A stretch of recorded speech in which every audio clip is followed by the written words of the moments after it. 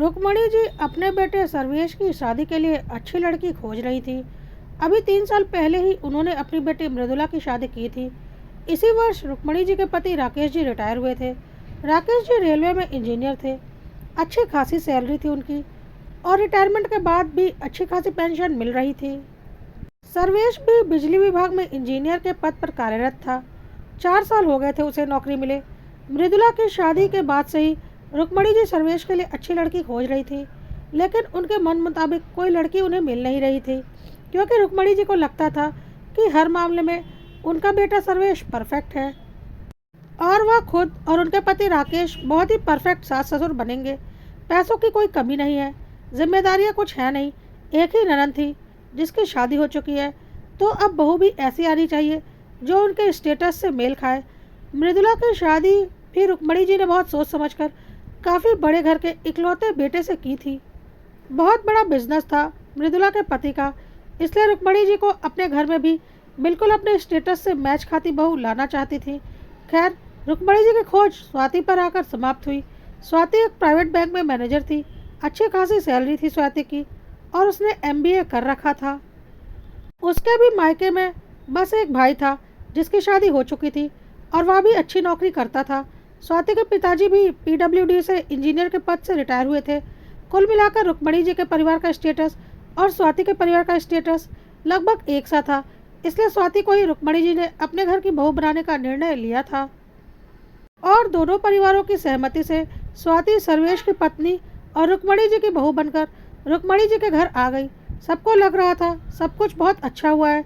दोनों परिवार बराबरी के हैं, पढ़ा लिखा परिवार है दोनों, इससे अच्छा और क्या हो सकता है। खैर, इसी तरह से 1 महीने का वक्त बीत गया। स्वाति ने अब अपनी नौकरी भी ज्वाइन कर ली थी, लेकिन धीरे धीरे सामंजस्य की दिक्कत दिखने लगी थी। रुक्मणी जी कुछ ज़्यादा ही दबदबा रखना चाहती थी अपने घर पर और सोचती थी हर कोई उनसे दब कर रहे। इसके पहले वह सिर्फ पति और दोनों बच्चों के साथ थी, तो पूरे घर में उन्हीं की मर्जी चलती थी, इसलिए कभी कोई कलह की वजह होती ही नहीं थी। लेकिन अब बहू के आ जाने के बाद रुक्मणी जी को ऐसा लगता था कि यह उनका घर है, तो यहाँ सब कुछ उनके हिसाब से ही होना चाहिए। वह हर बात में अपनी बहू स्वाति को टोकती रहती थी। स्वाति अपनी मर्जी से उस घर में कुछ भी नहीं कर सकती थी, यहाँ तक कि कुछ खाने के लिए भी नहीं बना सकती थी। घर में वही बनता जो रुक्मणी जी का फैसला होता, और अगर स्वाति अपने मन से कुछ करना चाहती तो रुक्मणी जी का सीधा कहना होता, यह मेरा घर है, यहाँ वही होगा जो मेरी मर्जी होगी। अपनी मनमर्जी चलानी है तो अपने घर में जाकर चलाओ। स्वाति को समझ में नहीं आता था कि रुक्मणी जी ऐसा क्यों कहती है। आखिर यह उसका भी तो घर है और रुक्मणी जी के बाद स्वाति ही तो उस घर की मालकिन बनेगी। लेकिन रुक्मणी जी इस बात को समझने को तैयार ही नहीं होती थी। उनके हिसाब से यह उनके मेहनत से बनाया हुआ घर है और उनके पति के मेहनत के पैसों से बना है, तो इस पर एक छत्र उनका साम्राज्य होगा और किसी की कोई मर्जी नहीं चलेगी। रुक्मणी जी को यह समझ में नहीं आ रहा था कि स्वाति भी उस घर की बहू है और इकलौती बहू है, तो उसका भी उस घर पर बराबर का हक बन चुका है, क्योंकि रुक्मणी जी के बाद वह घर उसे ही चलाना है। लेकिन रुक्मणी जी अपने अड़ियल स्वभाव के कारण स्वाति को एक काम भी उस घर में अपनी मर्जी का नहीं करने देती थी। स्वाति चुपचाप इन सब बातों को बर्दाश्त कर रही थी। रुक्मणी जी ने अब अलग तरह से स्वाति को परेशान करना शुरू कर दिया था। स्वाति अगर अपनी अलमीरा में लॉक लगाती तो उसके लिए भी रुक्मणी जी उसे टोकती, हाँ हाँ, मैं अकेली घर में हूँ ना, तभी तो तुम अपनी अलमीरा को लॉक करके ऑफिस जाती हो, कहीं मैं तुम्हारा कुछ चुरा ना लूँ। जबकि स्वाति अपनी अलमीरा लॉक करके चाबी अपने कमरे के ही साइड टेबल के ड्रॉर में रखती थी, और यह बात उसने रुक्मणी जी को बता रखी थी। स्वाति कोई चाबी लेकर ऑफिस नहीं जाती थी, क्योंकि स्वाति इतनी पागल नहीं थी कि ऐसी हरकत करे जिससे रिश्ते खराब हो। लेकिन फिर भी रुक्मणी जी उसे ताना मारने से बाज नहीं आती थी। उन्हें यह समझ में ही नहीं आता था कि घर में काम करने वाले दाई नौकर हैं जो मौका मिलने पर हाथ की सफाई कर सकते हैं, और अलमारी में जेवर और कैश पड़े रहते हैं, तो उन्हें लॉक करना जरूरी है। लेकिन वह हर बात में स्वाति को ताना मारने का बहाना ढूंढती थी, जबकि खुद वह हर वक्त अपनी अलमीरा में लॉक रखती थी। स्वाति ने कुछ नहीं बोला, पर वह सर्वेश से बोलती थी कि तुम्हारी मम्मी कुछ ज़्यादा ही डोमिनेटिंग है और हर चीज़ में मुझे दबाती रहती हैं। सर्वेश बोलता था, कोई बात नहीं, कुछ दिन एडजस्ट कर लो, कुछ दिनों के बाद शांत हो जाएंगी।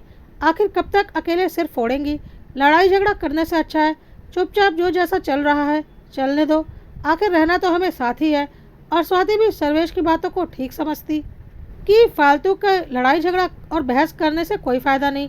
लेकिन दिन ब दिन रुक्मणी जी का व्यवहार सुधरने के बजाय बिगड़ता ही जा रहा था। अब तो रुक्मणी जी अगर कहीं बाहर जाती तो अपनी अलमारी और अपना कमरा लॉक करके चाबी अपने साथ लेकर जाती, जो कि स्वाति को बहुत ही खराब लगता। क्या स्वाति उनके कमरे से उनका कुछ चुरा लेती और वह सर्वेश से बोलती थी कि देखो अपनी मम्मी को, मैं घर में हूँ तो वह अपने रूम और अलमारी लॉक करके चाबी लेकर जा रही है, क्या मैं उनका कुछ चुरा लूँगी? सर्वेश बोलता, छोड़ दो, कोई बात नहीं, फालतू की बहस करने से क्या फ़ायदा। एक बार स्वाति की ननद मृदुला आई हुई थी और रुक्मणी जी अपनी अलमारी खोलकर मृदुला को कुछ दिखा रही थी कि एकाएक स्वाति वहाँ आ गई। रुक्मणी जी ने तुरंत ही अपनी अलमारी बंद कर दी और बोला, तुम यहाँ क्या कर रही हो? स्वाति को बहुत ही ज़्यादा बुरा लगा। उसने बोला, क्यों, यह मेरा घर नहीं है, मैं यहाँ क्या कर रही हूँ, उससे आपका क्या मतलब है? रुक्मणी जी ने बोला, यह तुम्हारा घर नहीं, यह मेरा घर है और यह मेरा कमरा है, तो मेरे कमरे में मेरी इजाज़त के बिना मत आना। कहकर रुक्मणी जी अलमारी बंद करके चली गईं। स्वाति को बहुत ही ज़्यादा बुरा लगा। थोड़ी देर के बाद स्वाति ने देखा मृदुला अपनी मम्मी की अलमारी खोलकर कुछ निकाल रही है और फिर अलमारी बंद करके मम्मी को चाबी देकर आई। मतलब बेटी के ऊपर तो भरोसा था कि बेटी माँ की अलमारी से कुछ भी गायब नहीं करेगी, लेकिन बहू के ऊपर भरोसा नहीं था कि बहू कहीं उनकी अलमारी से कुछ चुरा ना ले। स्वाति को बहुत ही ज़्यादा बुरा लग रहा था, लेकिन रुक्मणी जी को इससे कोई फर्क नहीं पड़ता था। अगर कभी स्वाति किसी बात का विरोध कर भी देती तो रुक्मणी जी के एक ही कहना होता था कि यह मेरा घर है और मेरे हिसाब से ही चलेगा, ज़्यादा दिमाग चलाना है तो अपना घर लेकर रहो, निकलो मेरे घर से। स्वाति को भी बहुत ज़ोर का गुस्सा आता, लेकिन सर्वेश समझाकर उसे शांत कर देता कि कोई फ़ायदा नहीं है, दुनिया हमें ही गलत कहेगी, इसलिए जो जैसा चल रहा है चलने दो, कुछ सालों में सब कुछ अपने आप ही ठीक हो जाएगा। और स्वाति क्योंकि सर्वेश को बहुत प्यार करती थी और सर्वेश भी स्वाति का बहुत ख्याल रखता था, इसलिए स्वाति सर्वेश के बारे में सोचते हुए चुप रह जाती थी। स्वाति के ससुर जी राकेश जी भी कभी कभी रुक्मणी जी से बोलते थे, तुम ऐसे फालतू के काम क्यों करती हो? स्वाति इस घर की बहू है, उसका पूरा हक है इस घर पर, हर जगह आने जाने पर, हर सामान को छूने पर। तुम फालतू का रायता क्यों फैलाती रहती हो? यह क्यों नहीं समझती कि जिस दिन उसकी ज़ुबान खुल गई नुकसान तुम्हारा ही है। स्वाति बहुत बर्दाश्त करके चल रही है, लेकिन तुम अपना स्वभाव नहीं बदल रही हो। लेकिन रुक्मणी जी राकेश जी को भी दो बातें सुना देती, वह मुझे क्या बर्दाश्त कर रही है, मैं उसे बर्दाश्त कर रही हूँ, मैं कोई उसके ऊपर आश्रित नहीं हूँ, यह मेरा घर है तो मेरे हिसाब से ही चलेगा। वह मेरे घर में रहती है, ना कि मैं उसके घर में रहती हूँ। अच्छी खासी पेंशन पाते हैं आप, मैं कोई अपने बेटे बहू के पैसों को नहीं खा रही हूँ जो उनसे दब कर रहूँगी। इतनी ही दिक्कत है तो निकल जाए मेरे घर से। और राकेश जी चुप हो जाते थे, उन्हें पता था रुक्मणी जी को समझाने का कोई असर नहीं होगा, क्योंकि रुक्मणी जी एक अलग ही गुमान में जी रही थी। लेकिन दिन ब दिन रुक्मणी जी की हरकतें बढ़ने ही लगी थी और मृदुला समय समय पर आकर आग में घी डालने का काम करती ही जा रही थी। मृदुला जब भी आती भाभी को एहसास दिला देती कि देखो, इस घर में जो जगह मेरी है वह तुम्हारी कभी नहीं हो सकती, तुम बहू होकर भी इस घर की मालकिन होने का सपना देखना भूल जाओ, क्योंकि इस घर की मालकिन तुम नहीं हो, मेरी मम्मी है और मम्मी के साथ साथ मैं हूँ। मृदुला और रुक्मणी जी को ऐसा लगता था कि स्वाति उन लोगों से लड़ नहीं पाती, इसलिए चुप रह जाती है और उनका मन दिन ब दिन बढ़ता ही जा रहा था, जबकि स्वाति सिर्फ और सिर्फ अपने पति सर्वेश के प्यार की वजह से चुप रहती थी और अपने ससुर राकेश जी के सम्मान की वजह से चुप रहती थी, क्योंकि उसे पता था अगर घर में कलह होता है तो बदनामी राकेश जी की ही होगी। और स्वाति और सर्वेश ऐसा कभी नहीं चाहते थे, क्योंकि राकेश जी बहुत ही समझदार किस्म के इंसान थे और वह घर में एक सुखद वातावरण चाहते थे, इसलिए स्वाति काफ़ी कुछ बर्दाश्त करती थी। वह चुपचाप अपने हल्के फुल्के काम करके ऑफिस चली जाती और शाम को आती, घर की चीज़ों पर ज़्यादा दिमाग नहीं लगाती थी। और घर में काम करने के लिए दाई नौकर तो थे ही, खाना बनाने वाली को भी स्वाति ने रख लिया था, क्योंकि उसे वक्त नहीं होता था कि वह खाना बनाए। और रुक्मणी जी ने भी इसके लिए कोई विरोध नहीं किया था, क्योंकि उन्हें पता था अगर खाना बनाने वाली नहीं रहेगी तो खाना उन्हें बनाना पड़ेगा, क्योंकि कितना भी वह घर में बवाल मचा ले स्वाति नौकरी तो नहीं छोड़ेगी और वक्त उसके पास है नहीं कि वह घर में खाना बना सके। सब कुछ ठीक ठाक चल रहा था, पर घर में सबसे बड़ी दिक्कत रुक्मणी जी का तानाशाह रवैया था, जो कि धीरे धीरे रिश्तों को बिखेरता जा रहा था। एक दिन स्वाति को बहुत ज़ोर का गुस्सा आया। स्वाति ने अपने कमरे में थोड़े बहुत चेंजेस करवाने के लिए इंटीरियर वालों को बुलाया था, क्योंकि उसे कपड़े रखने में स्पेस की प्रॉब्लम हो रही थी। तो वह एक एक्स्ट्रा अलमीरा और अपना कंप्यूटर टेबल वगैरह बनवाने के लिए इंटीरियर करवाना चाह रही थी। लेकिन रुक्मणी जी बीच में आ गई और बोली, यह सब तुम क्यों करवा रही हो? स्वाति ने बोला, मुझे मेरा कमरा मेरे हिसाब से चाहिए, मुझे यहाँ पर दिक्कत हो रही है, कुछ चेंजेस करवाने हैं, इसलिए मैं इन्हें लेकर आई हूँ। एक अलमीरा और एक कंप्यूटर टेबल बनवाना है ताकि थोड़ा स्पेस का प्रॉब्लम सॉल्व हो जाए। लेकिन रुक्मणी जी चिल्लाने लगी, खबरदार, जो मेरे घर में अपनी मनमर्जी चलाई, यह मेरा घर है, तुम्हारी हिम्मत कैसे हुई मेरे घर में अपनी मर्जी से इंटीरियर करवाने की, वह भी मुझसे पूछे बिना? स्वाति ने बोला, मम्मी जी, यह मेरा रूम है और इसे मैं अपने हिसाब से बनाना चाहती हूँ, तो इसमें आपसे पूछने वाली क्या बात है? मुझे मेरे रूम में रहना है, तो मुझे क्या दिक्कत है, या तो मुझे ही पता होगा ना। तो उन दिक्कतों को ठीक कराने के लिए मैं थोड़ा इंटीरियर करवा रही हूँ, इसमें कौन सी बड़ी आफत आ गई? रुक्मणी जी ने बोला, मुझसे ज़ुबान मत लड़ाओ, यह मेरा घर है और यहाँ वही होगा जो मैं चाहूँगी, कोई इंटीरियर नहीं होगा, जो रूम जैसा बना है वैसा ही रहेगा। मैंने अपने हिसाब से सब बनवाया है और मेरे रहते मेरे घर में कोई चेंजेस नहीं होंगे। रुक्मणी जी ने इंटीरियर वालों को वापस भेज दिया। स्वाति को बहुत ज़ोर का गुस्सा आ रहा था कि तभी ननंद मृदुला भी आ गई और स्वाति को देखकर व्यंग्यात्मक मुस्कान मुस्काने लगी कि देख लो, इस घर की बहू होने का गुमान है ना तुम्हें? देखो, इस घर में एक फर्नीचर तक तुम अपने मन से नहीं बनवा सकती हो। घर में मृदुला का भी कमरा उसकी शादी के बाद से आज तक वैसा का वैसा ही था और मृदुला जब भी मायके आती तो अपने कमरे में ही रहती थी।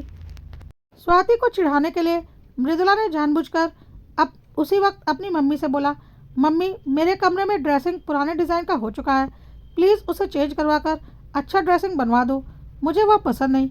रुक्मणी जी ने तुरंत बोला, हाँ बेटा, अगली बार जब तू आएगी ना तो तुझे तेरे रूम में बिल्कुल नया लुक मिलेगा, बिल्कुल लेटेस्ट स्टाइल में, और कुछ चाहिए तो मुझे बता देना, मैं जल्द ही सब करवा देती हूँ। मृदुला ने बोला, नहीं मम्मी, और कुछ नहीं चाहिए, और अगर कुछ याद आएगा तो मैं फ़ोन पर आपको बता दूंगी। और फिर एक बार व्यंग्यात्मक हंसी हंसती हुई स्वाति की ओर देखने लगी। स्वाति के कलेजे में आग लग गई और उसने फिर इस बारे में सर्वेश से बात की, लेकिन सर्वेश ने फिर उसे चुप रहने के लिए कहा तो स्वाति फूट पड़ी, तुम्हारे चुप रहने की वजह से आज हालात यह हो गया है कि एक कील तक ठोकने का अधिकार नहीं है मुझे। मुझसे कहा जाता है कि अगर इतना ही शौक है घर में परिवर्तन करने का तो अपने घर में जाकर करो, निकलो मेरे घर से। मेरे आत्मसम्मान को तार तार किया जा रहा है और तुम बोलते हो चुप रहो। कब तक चुप रहूं? सर्वेश ने बोला, तुम्हें क्या लगता है तुम बोलोगी तो दुनिया तुम्हें सही समझेगी? सब बहू को ही गलत बोलते हैं क्योंकि सास बुजुर्ग हो जाती है तो सबको लगता है कि वह बेचारी है।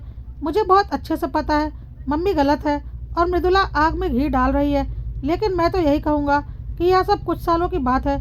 अगर तुमने कुछ साल बर्दाश्त कर लिया तो समस्या अपने आप ही खत्म हो जाएगी।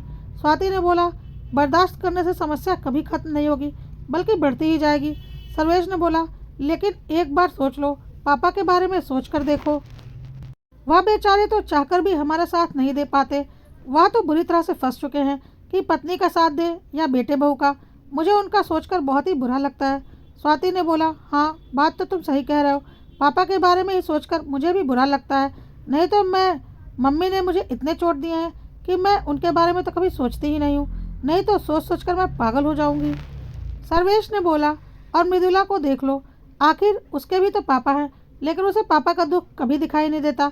उसे तो सिर्फ वह खुशी दिखाई देती है जो तुम्हें दुख पहुंचाकर उसे मिलती है, इसलिए वह हर 15 दिन में आ जाती है आग में घी डालने, और बाकी 15 दिन फ़ोन पर मम्मी को बरगलाती रहती है। और मम्मी भी कुछ कम नहीं है, उसके आने से क्या होता है, मम्मी का अपना दिमाग ही काफ़ी है खुराफाती करने के लिए। खैर, स्वाति ने इस बार भी समझौता कर लिया और ऐसे ही दिन गुजरने लगे और स्वाति और सर्वेश की शादी को 1 साल बीत गया। स्वाति का मायका बगल के ही शहर में था। स्वाति ने अपनी एनिवर्सरी की पार्टी दी थी अपने घर पर ही। स्वाति की सासू माँ का मन तो नहीं था, पर इस बार सर्वेश ने भी जिद कर ली थी तो सासू माँ को मानना पड़ा था। और स्वाति के मम्मी पापा भाई भाभी भी आए थे उस पार्टी में। मृदुला नहीं आई थी क्योंकि वह अपने पति के साथ कहीं बाहर घूमने गई हुई थी, तो मृदुला का कमरा खाली पड़ा हुआ था। घर में एक ही गेस्ट रूम था, तो स्वाति ने सोचा कि मृदुला का कमरा तो खाली ही पड़ा हुआ है, तो क्यों एक ही रूम में मम्मी पापा और भाई भाभी को ठहराया जाए। और उसने सोचा कि मृदुला के कमरे में ही अपने भाई भाभी को ठहरा दूंगी। पार्टी खत्म होने के बाद स्वाति के मायके वाले स्वाति के कमरे में बैठे हुए थे और टीवी देख रहे थे। और स्वाति रुक्मणी जी के पास गई और बोली, मम्मी जी, गेस्ट रूम में मेरे मम्मी पापा रह जाएंगे और मृदुला दीदी का रूम तो खाली ही पड़ा हुआ है, उसमें मेरे भैया भाभी रुक जाएंगे, कल तो फिर यह लोग वापस चले ही जाएंगे। इतना सुनते ही रुक्मणी देवी चिल्ला उठी, तुम्हारी हिम्मत कैसे हुई, मेरी बेटी के रूम में तुम अपने भाई भाभी को ठहराओगी। स्वाति ने बोला, धीरे बोलिए मम्मी, मेरे मम्मी पापा सुन लेंगे। रुक्मणी जी ने बोला, सुनते हैं तो सुन ले, मुझे उससे क्या, वह मेरी बेटी का रूम है, तुम धीरे धीरे मेरी बेटी का हक उसके मायके पर से खत्म करना चाहती हो। वह मेरी बेटी का रूम है और उसी का रहेगा। हिम्मत कैसे हुई तुम्हारी उस रूम में अपने भाई भाभी को ठहराने की बात करने की। उसमें मेरी बेटी के कीमती सामान पड़े हुए हैं, कुछ गायब हो गया तो, और वह दोनों मेरी बेटी के रूम में क्यों रहेंगे। आज रुक्मणी देवी ने स्वाति के आत्मसम्मान को तार तार कर दिया था, यह कहते हुए कि इतने भारी लोग घर में आए हुए हैं और इतना कीमती सामान घर में खुला पड़ा हुआ है, पता नहीं कहाँ कहाँ से क्या क्या गायब हो जाए, कुछ पता भी नहीं चलेगा। तब तक स्वाति के मम्मी पापा और भाई भाभी रूम के बाहर आ चुके थे और यह सारी बातें सुनकर हैरान थे, कोई ऐसा कैसे बोल सकता है। लेकिन आज स्वाति के सब्र का बांध टूट गया था, क्योंकि आज रुक्मणी देवी ने स्वाति की नहीं, उसके मम्मी पापा और भाई भाभी की बेइज्जती कर दी थी।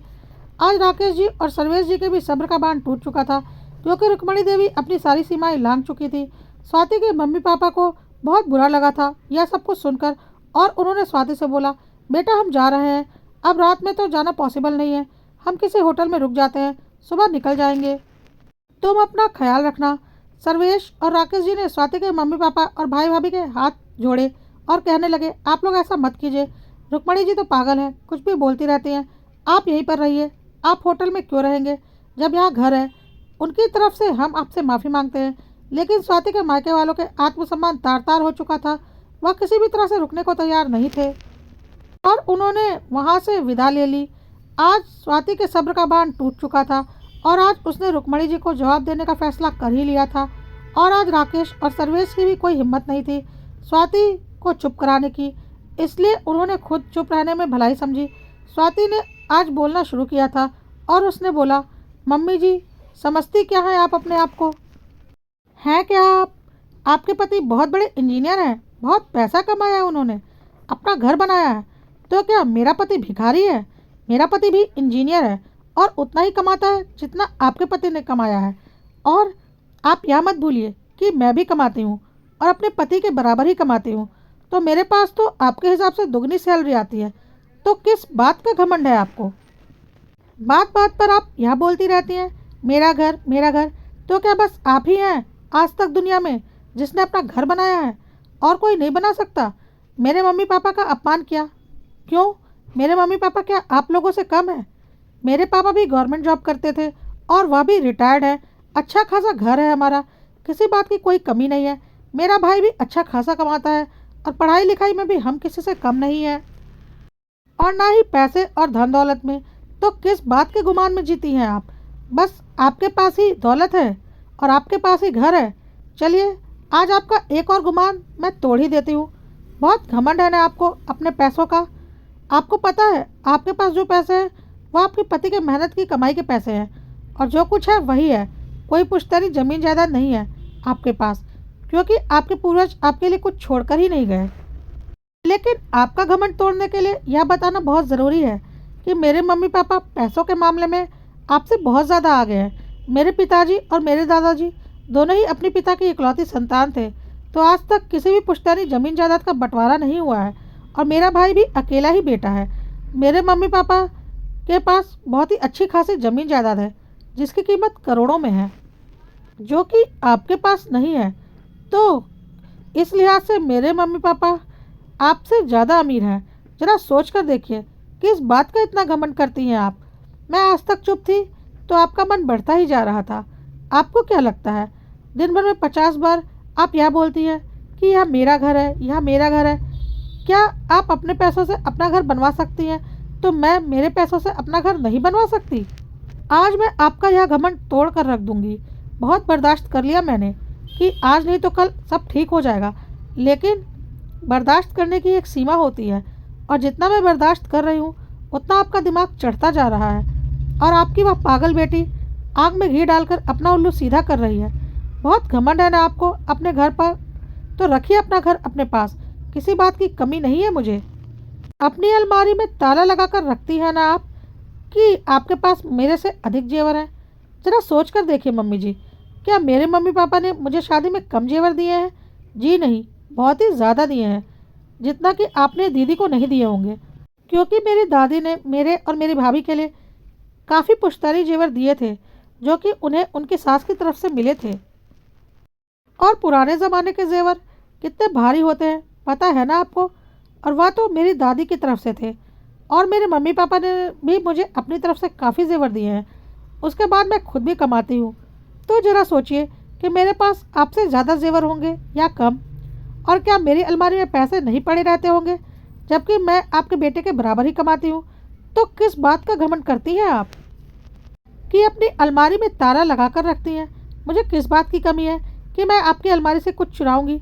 उसके बाद स्वाति ने सर्वेश की तरफ देखा और बोला, सर्वेश, कान खोल कर सुन लो, अब तुम्हारी इस घमंडी माँ की हेकड़ी मैं बर्दाश्त नहीं कर सकती। मुझे कल का कल मेरा घर चाहिए, मेरा अपना घर। मैं मेरी सारी सेविंग लगा दूंगी, तुम भी अपनी सारी सेविंग लगा दो, लेकिन कल का कल एक घर पसंद करो और ख़रीदो। इस घमंडी औरत को इसकी औकात मैं दिखा कर रहूँगी। बहुत कोशिश की मैंने रिश्तों को संभालने की, लेकिन अब और नहीं। अब मेरे साथ साथ मेरे माता पिता के अपमान पर यहाँ उतर आई हैं, जो कि मैं हरगिज़ बर्दाश्त नहीं करूँगी। राकेश जी ने कुछ बोलना चाहा, तो स्वाति ने उनके हाथ जोड़ लिए और बोला, पापा, मैं आपके हाथ जोड़ती हूँ। अब आप मेरे आत्मसम्मान को और तार तार मत होने दीजिए। मेरा दुख आप समझ रहे हैं। मैं अब इस घर में नहीं रह सकती, एक पल भी नहीं। राकेश जी कुछ भी बोलना जरूरी नहीं समझा। स्वाति ने सर्वेश की ओर देखकर कहा, मैं जा रही हूँ मेरी एक फ्रेंड के घर। जब घर खरीद लेना तो बता देना, सीधा मैं अपने घर में आऊँगी। इस घर में अब मैं कदम भी नहीं रखूँगी। जल्दी से जल्दी अपना घर खरीदो। भगवान की दया से हम दोनों ने मिलकर इतनी सेविंग की है कि हम दोनों कल का कल ही घर खरीद सकते हैं। यह कहकर स्वाति ने अपना ज़रूरी सामान उठाया और घर से निकल गई।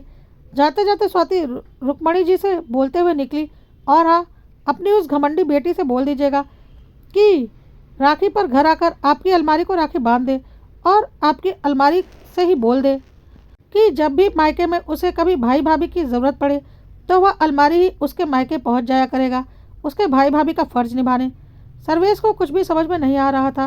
वह स्वाति को मनाने उसके पीछे दौड़ा।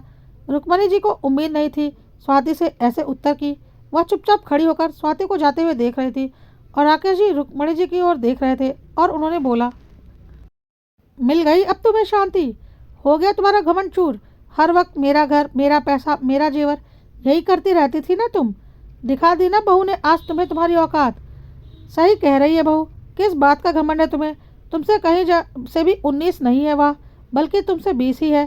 फिर भी तुम्हारी तानाशाहियों को चुपचाप इतने दिनों से सह रही थी, और तुमने उसे उसकी कमज़ोरी समझा, और अब इतनी नीचता पर उतर आई कि उसके सामने ही उसके मायके वालों का अपमान कर गई, जो कि कोई भी बेटी बर्दाश्त नहीं करेगी। तो मिल गया ना अब तुम्हें जवाब। रहो अब अकेले अपने इस घर में मालकिन बनकर, और काटो अपना बुढ़ापा अकेले। अब मैं तो तुम्हें छोड़कर जा नहीं सकता, पति धर्म जो निभाना है। अब देखो तुम्हारे सुख दुख में कौन आकर तुम्हारे लिए करता है। बहू से तो तुमने इतने अच्छे से रिश्ते निभाए हैं कि वह तो अब तुम्हारे करीब आने से रही, और देखते हैं तुम्हारी बेटी आकर तुम्हारी सेवा कर देगी, जिसे लेकर तुम आज तक चल रही थी, और जिसकी शह पर तुमने आज अपना घर पूरी तरह से तोड़ लिया। खैर, इसमें उसकी भी कोई गलती नहीं। तुमने उसको इतनी शह दी कि उसकी इतनी हिम्मत हुई कि अपने भाई भाभी की ज़िंदगी में उसने दखलंदाजी की। लेकिन अब सोच लो, हमारी उम्र धीरे धीरे बढ़ रही है, हमें अब किसी के सहारे की ज़रूरत पड़ेगी, और बेटे बहू के अलावा बुढ़ापे में कोई सहारा नहीं होता। दुनिया वाले हर घर में आग लगाते ही हैं, और बेटे बहू के खिलाफ भड़काते ही हैं, लेकिन जब ज़रूरत पड़ती है तो यही बेटे बहू काम आते हैं, ना कि दुनिया वाले। और तुमने आज अपने बेटे बहू से पूरी तरह से बिगाड़ लिया है। हमारे बेटे बहू की कोई गलती नहीं, उन्होंने बहुत बर्दाश्त किया, लेकिन हर बर्दाश्त की एक सीमा होती है, जो आज टूट गई। अगर अभी भी तुम्हें मेरी बात समझ में आ रही हो तो जाकर कोशिश करो, अपनी बहू को मना लो और उसके मायके वालों से माफ़ी मांग लो। शायद तुम्हारा घर बिखरने से बच जाए। नहीं तो रहो अपने इस महल में अकेली, कहकर राकेश जी अपने कमरे की तरफ चले गए। रुक्मणी जी चुपचाप जड़वत वहीं पर खड़ी रहीं, क्योंकि उन्होंने सपने में भी नहीं सोचा था कि आज तक चुप रहने वाली स्वाति आज उन्हें ऐसा जवाब देकर निकल जाएगी। काफ़ी देर के बाद जब उन्हें थोड़ा होश आया तो उन्होंने फ़ोन पर स्वाति की माँ का नंबर ढूंढना शुरू किया, ताकि उनसे माफ़ी मांगकर स्वाति को समझा बुझाकर घर वापस ला सकें। इसी बीच मृदुला का फ़ोन आ गया और सारी बात जानकर मृदुला ने एक बार फिर माँ को भड़काने के लिए बोला, जाने दो माँ, कुछ दिनों में ही आटे दाल का भाव पता चल जाएगा तो खुद ही नाक रगड़ते हुए वापस आएंगे।